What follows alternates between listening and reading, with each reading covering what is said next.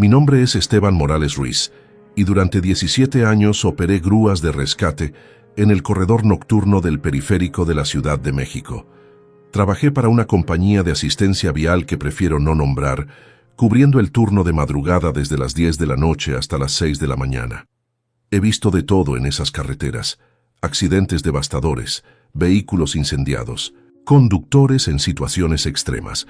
Mis certificaciones incluyen operación de grúa clase A, rescate vehicular de emergencia y primeros auxilios avanzados. He remolcado más de 3.000 vehículos en mi carrera. Creía conocer cada kilómetro de ese periférico, cada curva peligrosa, cada punto donde los conductores pierden el control. Pero lo que presencié aquella madrugada a las 4:23 no solo me hizo vender mi camión y abandonar mi profesión, sino que destruyó por completo todo lo que creía entender sobre esas carreteras nocturnas. Pero antes de continuar, si esta historia te está intrigando, no olvides suscribirte al canal y activar la campanita para no perderte ningún video.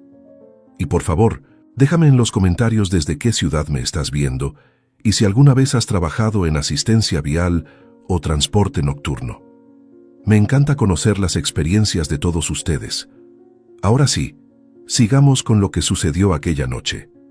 Mi grúa era una International Durastar con plataforma hidráulica, equipada con luces estroboscópicas naranja de alta intensidad, winch de 12.000 libras, sistema de comunicación satelital y GPS rastreador en tiempo real.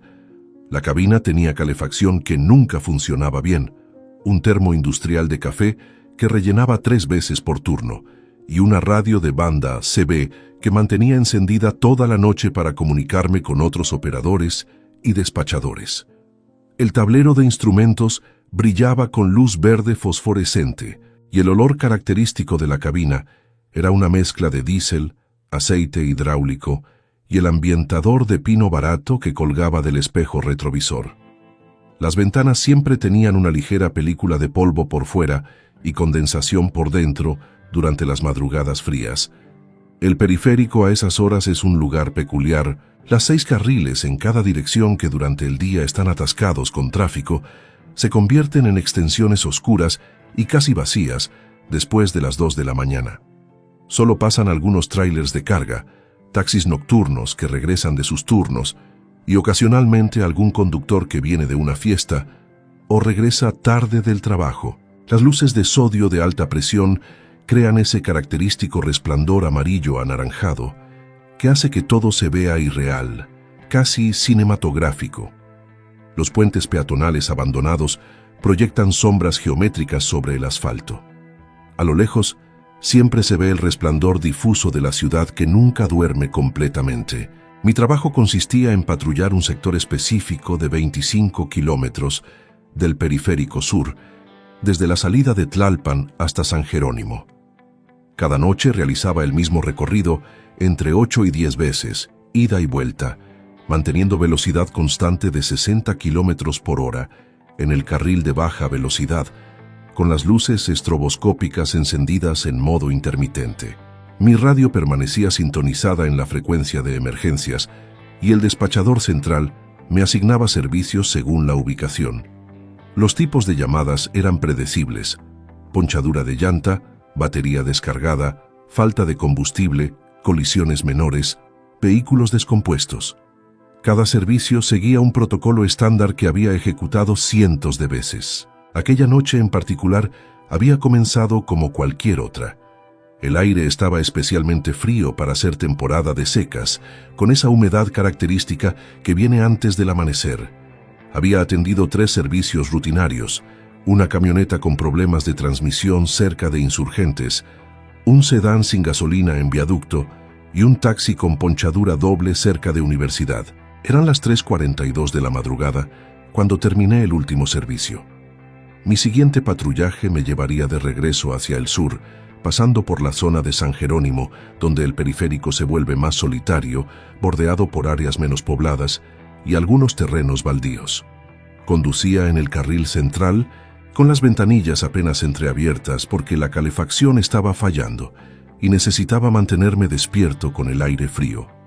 La radio CB Emitía ese característico silbido estático mezclado con fragmentos ocasionales de conversaciones entre camioneros que circulaban por otras autopistas.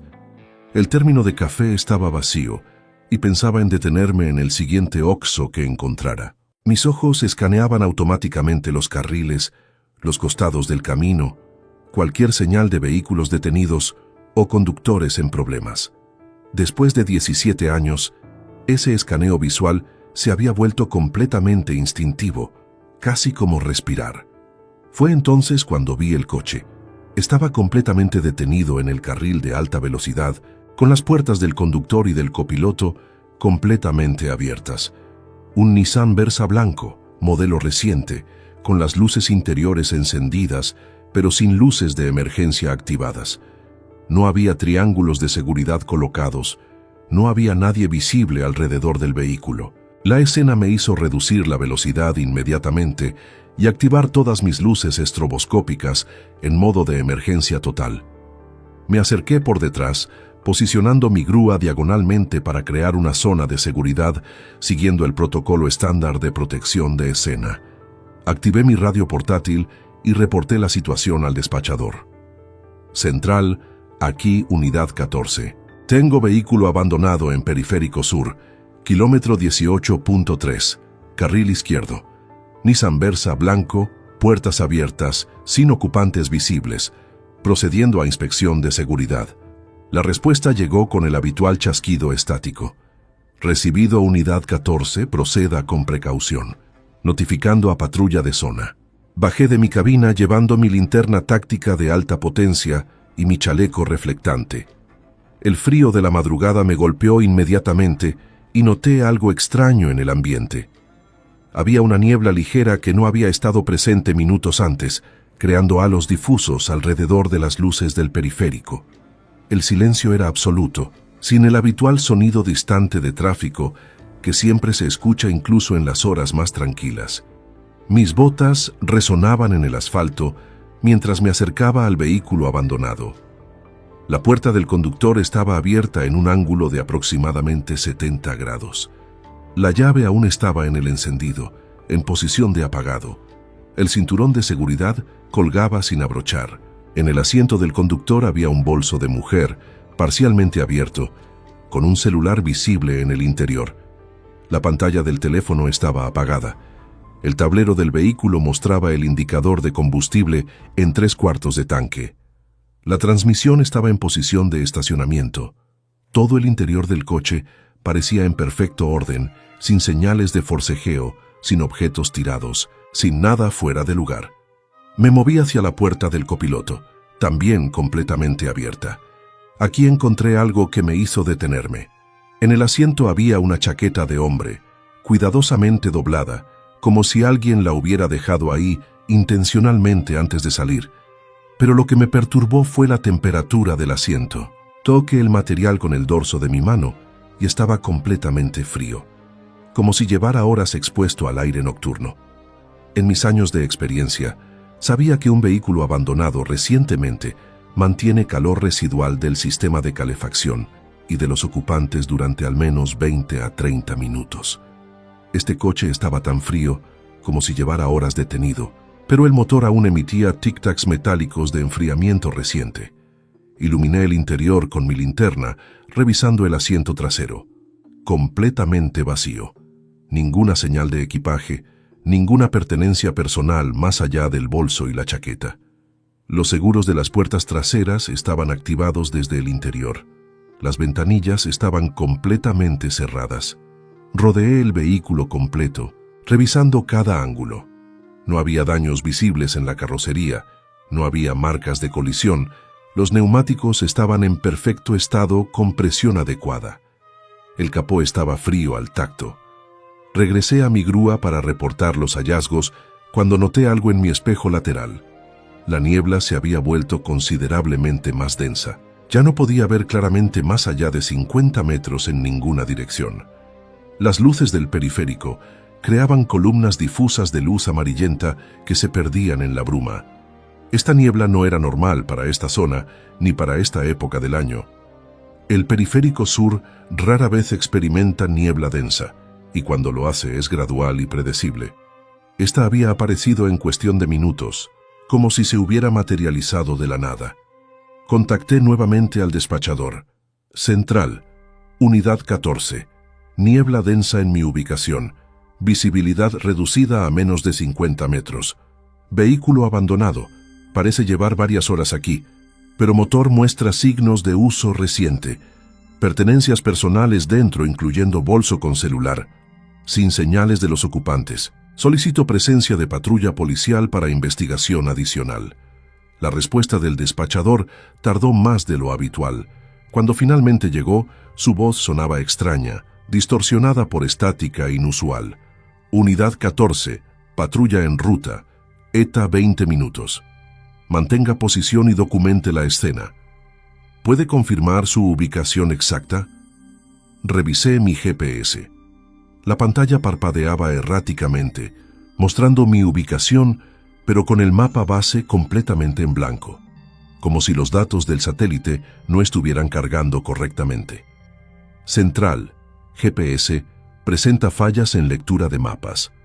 Confirmo kilómetro 18.3, Periférico Sur, dirección norte, entre salidas de Contreras y San Jerónimo. Decidí tomar fotografías de la escena con mi cámara digital de documentación, procedimiento estándar para casos inusuales.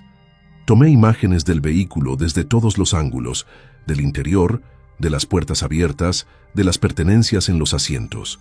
Mientras revisaba las fotos en la pequeña pantalla de la cámara, noté algo que no había visto a simple vista. En cada fotografía la niebla aparecía mucho más densa de lo que percibía directamente, casi opaca, y había patrones extraños en ella, como si se arremolinara en formas específicas que no seguían el flujo natural del viento. Guardé la cámara y decidí esperar dentro de mi cabina. Eran las 4:12 de la madrugada. Encendí la calefacción al máximo, a pesar de que no funcionaba bien. Necesitaba sentir algo de calidez. La radio CB seguía emitiendo estática, pero ahora con un patrón rítmico extraño que nunca había escuchado antes.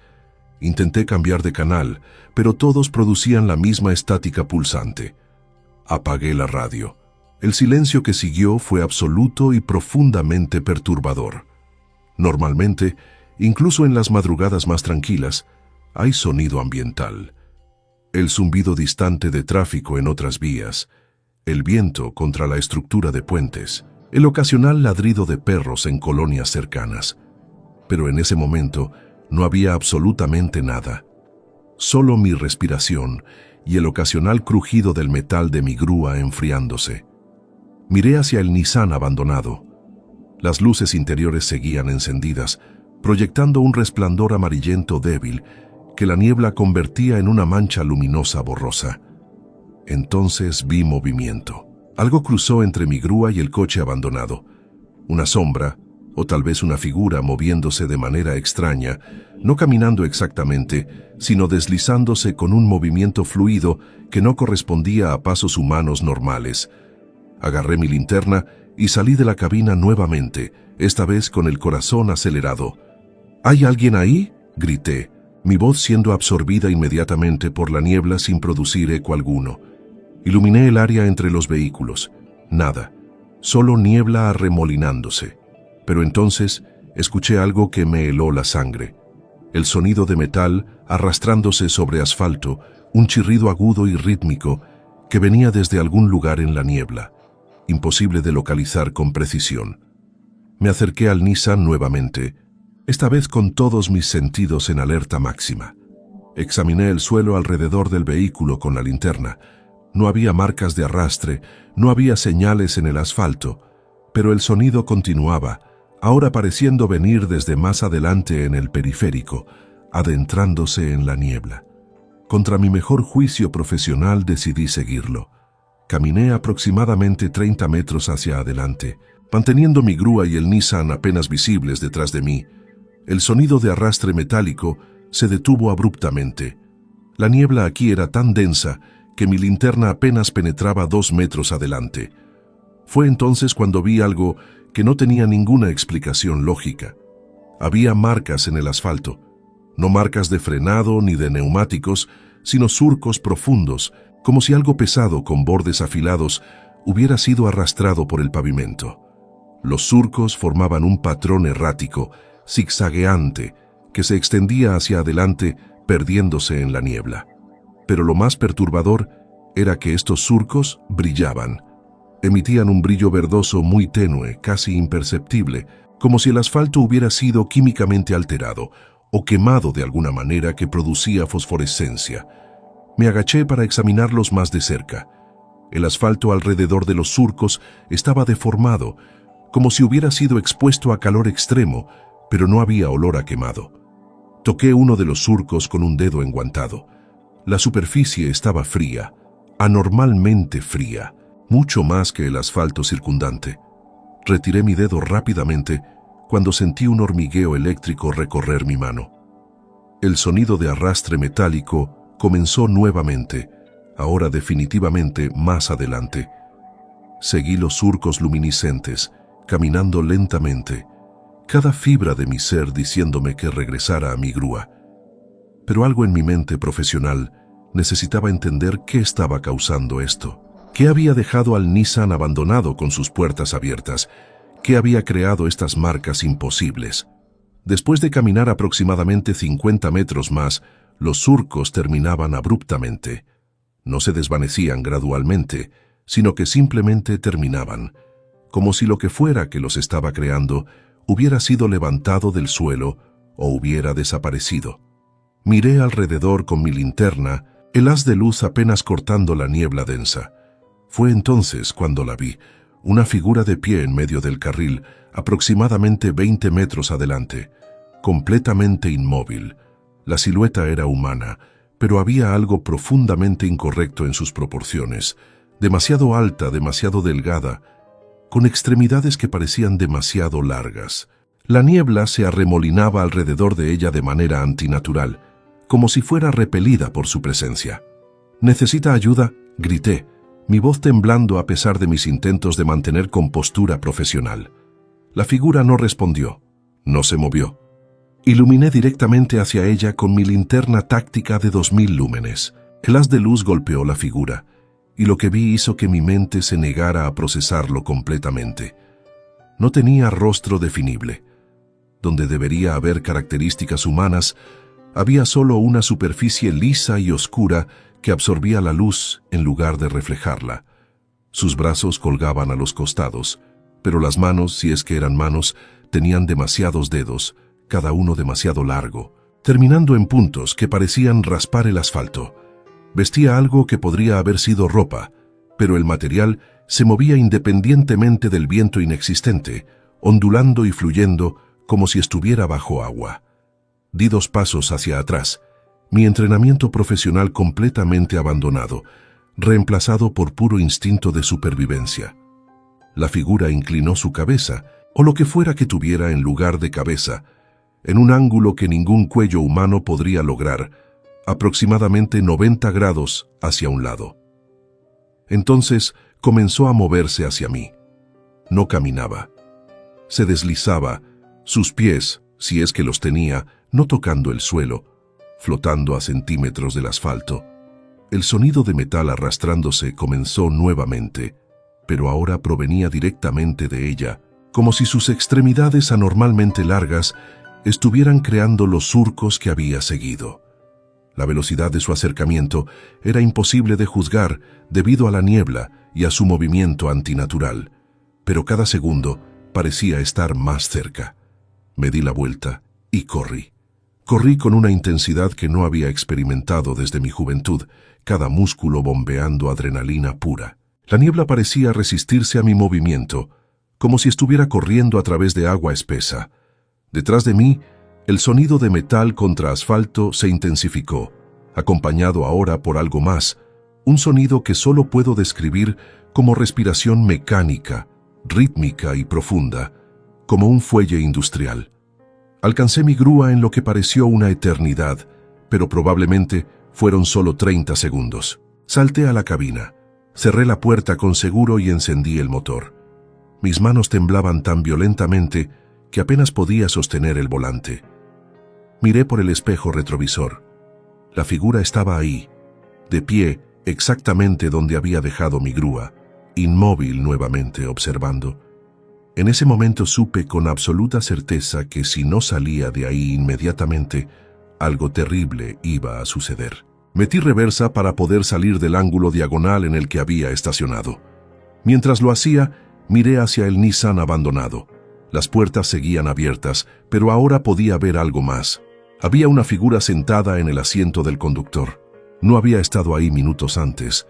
Lo había verificado múltiples veces, pero ahora había alguien o algo ahí, completamente inmóvil, con la cabeza inclinada hacia adelante de manera antinatural. Terminé la maniobra, apunté mi grúa hacia adelante y aceleré. No seguí el protocolo de reportar mi partida al despachador, no documenté la escena, no esperé a la patrulla, simplemente conduje, violando cada regla de seguridad vial, alcanzando velocidades de 120 kilómetros por hora en esa niebla densa, confiando únicamente en las líneas reflectantes del pavimento que apenas podía distinguir. Conduje durante aproximadamente 10 minutos a velocidad excesiva antes de que la niebla comenzara a aclararse gradualmente. Cuando finalmente emergí de ella por completo, me detuve en el hombro del camino, mi respiración entrecortada, sudor frío cubriendo mi cuerpo a pesar de la temperatura fría. Miré mi reloj digital. Eran las 4:23 de la madrugada exactamente. Mi radio CB cobró vida repentinamente con la voz del despachador. Unidad 14, ¿cuál es su estado? Hemos perdido su señal GPS durante los últimos 12 minutos. La patrulla reporta que llegó a las coordenadas proporcionadas, pero no hay vehículo abandonado ni unidad de grúa presente en la escena. ¿Puede confirmar su ubicación? Agarré el micrófono con manos temblorosas. Central, esto es Unidad 14. Tuve que abandonar la escena por razones de seguridad personal. Solicito regresar a base inmediatamente. Unidad 14. Necesitamos explicación de abandono de escena. ¿Cuál fue la emergencia? No tenía palabras para explicarlo. Central. Preferiría discutir esto en persona. Solicito permiso para finalizar turno anticipadamente. Hubo una pausa larga.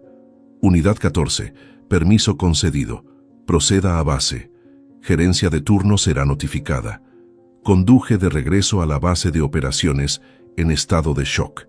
Cada sombra en el camino, cada vehículo detenido, cada área con neblina ligera hacía que mi corazón se acelerara. Llegué a las instalaciones a las 5:15 de la madrugada. El supervisor nocturno, un hombre llamado Sergio Ramírez, con 25 años en la compañía, me esperaba en la oficina. «Morales, ¿qué sucedió allá afuera?», preguntó con expresión de genuina preocupación. «Nunca has abandonado una escena en 17 años». Me senté frente a su escritorio y traté de organizar mis pensamientos. «Sergio, necesito que veas algo». Saqué mi cámara digital y conecté el cable USB a la computadora de su oficina. Abrí la carpeta de fotos de esa noche. Las primeras imágenes mostraban el Nissan abandonado desde varios ángulos, exactamente como lo había documentado. Sergio las examinó cuidadosamente. Vehículo abandonado estándar. Puertas abiertas, pertenencias dentro. «¿Por qué no esperaste a la patrulla?» «Sigue viendo las fotos», dije. Continuó haciendo clic. Las siguientes imágenes mostraban el interior del vehículo, el bolso, la chaqueta doblada. Todo normal. Entonces llegamos a las fotos que había tomado del área circundante. Sergio se detuvo abruptamente.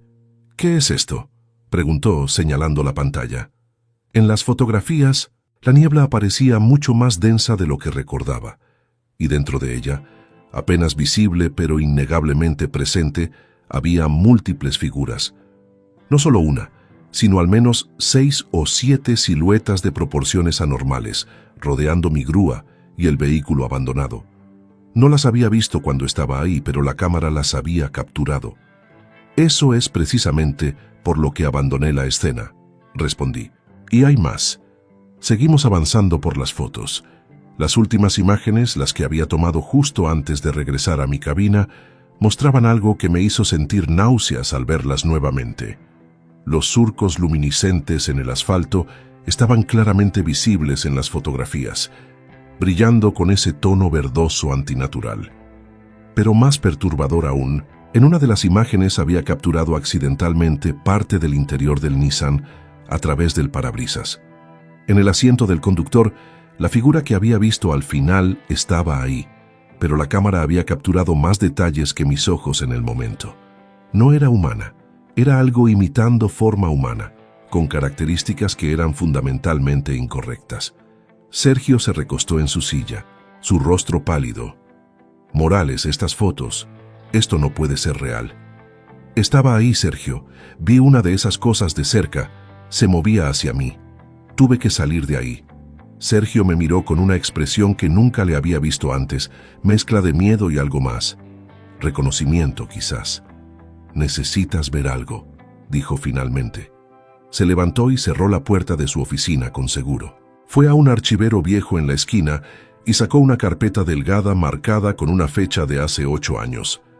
Hace 8 años tuvimos otro operador, se llamaba Miguel Ángel Torres. Trabajaba el mismo sector que tú. Una madrugada, aproximadamente a las 4:30 de la mañana, reportó un vehículo abandonado en el periférico sur, cerca de San Jerónimo. Describió niebla densa inusual.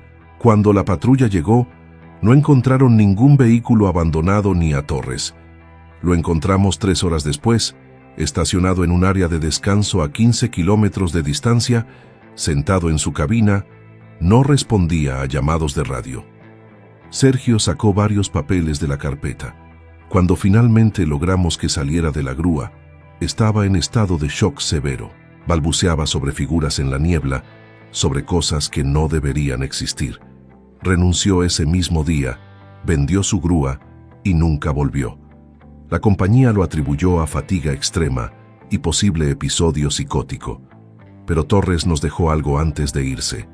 Sacó una fotografía impresa en papel fotográfico. Era de baja calidad, tomada con una cámara vieja, pero mostraba inequívocamente el mismo tipo de escena. Niebla densa en el periférico, y dentro de ella, las mismas figuras de proporciones anormales. Los mismos surcos luminiscentes en el asfalto. Era idéntico a lo que yo había documentado. ¿Por qué nunca mencionaste esto?, pregunté, mi voz apenas un susurro. Porque la compañía ordenó que nunca se hablara de ello. Dijeron que alimentar historias así crearía pánico entre los operadores. Pero yo lo guardé, porque sabía que lo que Torres vio era real, y ahora tú has visto lo mismo. ¿Ha habido otros casos?, pregunté. Sergio asintió lentamente. He escuchado rumores. Operadores de otras compañías, algunas patrullas policiales. Siempre en el periférico sur, siempre entre las 4 y las 5 de la madrugada, siempre con niebla densa. Pero nadie habla oficialmente de ello. Es como un acuerdo silencioso, pretender que no existe. Me quedé mirando las fotos en la pantalla de la computadora. ¿Qué son, Sergio? ¿Qué estamos viendo? No lo sé, hijo. Llevo 25 años en este trabajo y he visto muchas cosas extrañas en las carreteras nocturnas, pero esto es diferente. Es como si hubiera algo en esa sección del periférico que solo se manifiesta bajo ciertas condiciones. La niebla, la hora específica, tal vez algo más que no entendemos. Salimos de su oficina y me dirigí al estacionamiento donde tenía mi grúa. La luz del amanecer comenzaba a iluminar el cielo. Caminé alrededor del vehículo, inspeccionándolo. Fue entonces cuando lo vi. En el costado de la plataforma había 3 marcas largas como rasguños profundos en el metal. No habían estado ahí antes de mi turno. Las marcas tenían aproximadamente 30 centímetros de largo cada una, paralelas, espaciadas de manera uniforme, como si hubieran sido hechas por dedos o garras de algún tipo. Toqué las marcas. El metal estaba deformado, hundido, como si algo con fuerza inmensa hubiera arañado la superficie. Alrededor de cada marca había ese mismo brillo verdoso tenue que había visto en los surcos del asfalto. El brillo se desvanecía lentamente bajo la luz del amanecer, pero era innegablemente el mismo fenómeno. Sergio, que había salido conmigo, vio las marcas y su expresión se ensombreció. Morales, creo que lo que sea que viste en esa carretera te siguió de regreso, o al menos te tocó antes de que escaparas. Esa fue la última vez que operé una grúa. Presenté mi renuncia formal esa misma mañana. Sergio no trató de detenerme, simplemente asintió con comprensión. Puse mi camión en venta esa misma semana y lo vendí por mucho menos de su valor de mercado, porque no podía soportar tenerlo en mi propiedad. Las marcas en el costado nunca desaparecieron completamente. El nuevo dueño preguntó sobre ellas. Le dije que habían sido por ramas de árbol en una carretera rural. En los meses siguientes, investigué todo lo que pude sobre el Periférico Sur. Encontré referencias en foros antiguos de Internet sobre avistamientos extraños en esa área. Algunos reportes mencionaban niebla inusual, otros hablaban de figuras en las carreteras. Había patrones consistentes, siempre entre las 4 y las 5 de la madrugada, siempre cerca del kilómetro 18, siempre precedido por vehículos abandonados con puertas abiertas. Contacté a Miguel Ángel Torres, el operador que había experimentado lo mismo 8 años antes. Tardé semanas en localizarlo. Cuando finalmente hablé con él por teléfono, su voz era cautelosa, temerosa. ¿Cómo conseguiste mi número?, fue lo primero que preguntó. Sergio Ramírez me lo dio. Necesito hablar contigo sobre lo que viste. Hubo un silencio largo. ¿Tú también lo viste? Sí, hace 2 meses. Las figuras, la niebla, los surcos brillantes, todo. Torres exhaló profundamente. Pensé que estaba enloqueciendo. Durante años me convencí de que había sido un episodio psicótico, como dijeron en la compañía, pero las pesadillas nunca se detuvieron. Cada noche sueño con esas cosas. ¿Tomaste fotografías? Sí, tengo evidencia clara. Guárdalas en un lugar seguro, pero no las muestres a muchas personas. Intenté hablar públicamente sobre lo que vi y nadie me creyó. Me trataron como si estuviera loco. Es mejor dejarlo así. Pero necesitamos entender qué son, de dónde vienen, insistí. No necesitamos nada, respondió con voz tensa. Escúchame bien, Morales. Lo mejor que puedes hacer es olvidarte de eso, mudarte si es posible, nunca volver a esa área del periférico. Yo cometí el error de investigar demasiado, de hacer preguntas. Las cosas empeoraron. ¿Qué quieres decir con que empeoraron?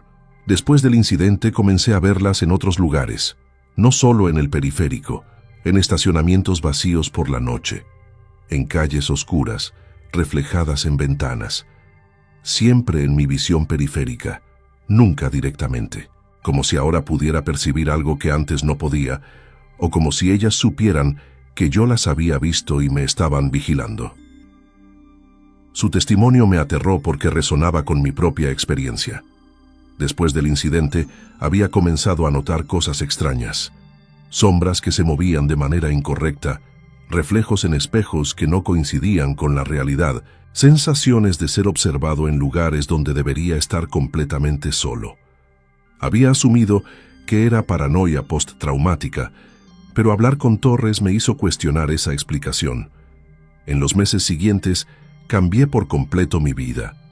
Tomé un trabajo administrativo en una oficina, horario diurno de 9 a 5, sin turnos nocturnos. Evito conducir por la noche tanto como sea posible. Me mudé a una zona más céntrica de la ciudad, lejos del periférico sur. Dejé de seguir los reportes de avistamientos extraños en las carreteras, pero hay noches, especialmente aquellas con niebla ligera, cuando miro por mi ventana y veo sombras que se mueven de maneras que no deberían. Hay momentos en estacionamientos vacíos cuando escucho ese sonido de metal arrastrándose sobre concreto. Y hay madrugadas, específicamente alrededor de las 4:23, cuando me despierto con la absoluta certeza de que algo está de pie en mi habitación, observándome con esa ausencia de rostro que mi mente aún no puede procesar completamente. Lo más perturbador es lo que descubrí en mi última conversación con Sergio antes de cortar contacto con todos de mi vida anterior. Me llamó 3 semanas después de mi renuncia, su voz urgente. Morales, necesitas saber algo. Revisé los registros antiguos de la compañía, los archivos físicos que nadie digitaliza. Encontré referencias que se remontan a casi 30 años. Esto no comenzó hace 8 años con Torres. Ha estado sucediendo desde que el periférico fue construido, tal vez incluso antes. ¿Qué quieres decir con antes?, pregunté.